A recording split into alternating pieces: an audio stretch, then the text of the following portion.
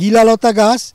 বাংলাদেশের এই প্রজাতির উদ্ভিদটি প্রায় বিলুপ্ত এবং এটির সন্ধান পাওয়া গেছে বিরামপুর উপজেলার যোধবাণী ইউনিয়নের যোধ মাধব গ্রামে। এটি একটি শালবন সীমান্ত ঘেঁষা গিলালতা গাছ, যেটি 4টি লতা পেঁচিয়ে একে অপরকে জড়িয়ে গাছটি আপনার উপরে উঠে গেছে এবং শাল গাছের চূড়ায় আমরা দেখছি যেটাই অবস্থান নিয়েছে এবং এত সুন্দর এই গাছটি দেখার জন্য কিন্তু ইতিমধ্যে আমরা দেখছি যে বিভিন্ন দূর দূরান্ত থেকে কিন্তু আপনার বিভিন্ন নারী পুরুষ তারা আসছেন এবং দেখছেন। এটার বিশেষত্ব হলো যে এই গাছ কিন্তু বাংলাদেশে আমরা বলেছি যে বিলুপ্ত। এই গাছটির 11 বছর আগে যিনি এই গাছের স্বত্বাধিকারী বা মালিক জালালউদ্দিন, তিনি এটা 11 বছর আগে এখানে বীজ বপন করিয়েছিলেন এবং সেটি আস্তে আস্তে কিন্তু অনেক বড় হয়েছে। এই গাছটি কিন্তু আপনার অনেক গুণাগুণ রয়েছে। তারপরেও আমরা এই গাছের ইতিহাস জানার জন্য এখানে জালালউদ্দিনের ছেলে রয়েছেন সাইদুল, তার কাছ থেকেই জানতে চাবো। এই বীজ নিয়ে আসা হয়েছে লালমনিরহাট থেকে, নিয়ে আসে আমার বাবা খাওয়ার জন্য নিয়ে আসছিল। নিয়ে আসার পর বীজটা ফেলে দেওয়ার পর 3 বছর পর এই বীজ ফুটে বাড়াইছে।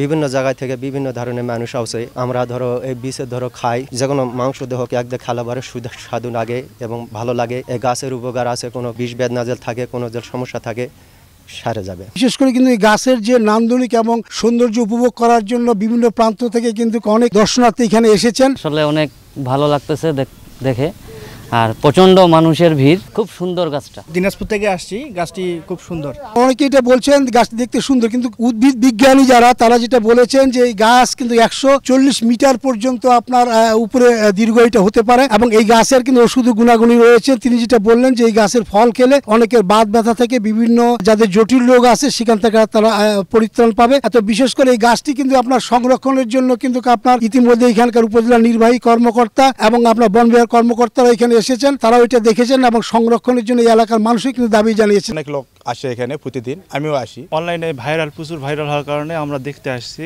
অনেক সুন্দর এবং আরো অনেকে আসার জন্য আহ্বান করতেছি। এখানে এই গিলালতা গাছটি দেখার জন্য যারা আসছেন, সবচেয়ে মজার ব্যাপার যে গাছকে ঘিরে ইতিমধ্যে কিন্তু এখানে বিভিন্ন দোকানের পসরা সাজিয়ে বসেছেন এবং ছোটখাটো একটা মেলার মতো আমরা এখানে দেখছি। যারা দর্শনার্থী তারা কিন্তু এখানে আসছেন, বসছেন আর তারা এইখানকার গাছের যে সৌন্দর্য সেটা উপভোগ করছেন এবং সবাই কিন্তু গাছটি দেখে কিন্তু আপনার বিস্ময় প্রকাশ করেছেন যে এই ধরনের গাছ তারা এর আগে কোনোদিন তারা দেখেননি। এই গাছের যে পেঁচিয়ে পেঁচিয়ে আপনার একে অপরকে জড়িয়ে লতাগুলো কিন্তু অনেক দূরে এবং শাল গাছ যে চূড়া পর্যন্ত এখানে দাঁড়িয়েছে এবং এই গাছের সৌন্দর্য অনেক সুন্দর এবং এইখানকার তারা যেটা দাবি করেছেন যে যোগাযোগের ব্যবস্থা খুব একটা ভালো না। যোগাযোগ ব্যবস্থা ভালো হয়তো আরো দর্শনার্থী এখানে আসতে পারতেন। বিশেষ করে আপনার এই গাছটি দেখার জন্য যারা আসছেন, আমরা নারীদেরও দেখছি, বিভিন্ন বয়সের নারীরাও এখানে আসছেন, তারা এই গাছটার সৌন্দর্য দেখার জন্য তারা এসছেন। গাছটি কিন্তু আসলে এই অঞ্চলে বাংলাদেশেও প্রায় বিলুপ্ত, কিন্তু এই গাছটি এখানে হয়েছে। বিশেষ করে এই গাছটি সংরক্ষণের জন্য এই এলাকাবাসী কিন্তু দাবি জানিয়েছে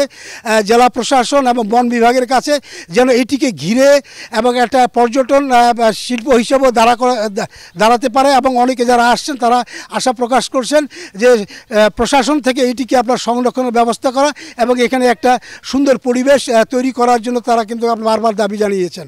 গোলাম নবী দুলাল, সময় সংবাদ, দিনাজপুর।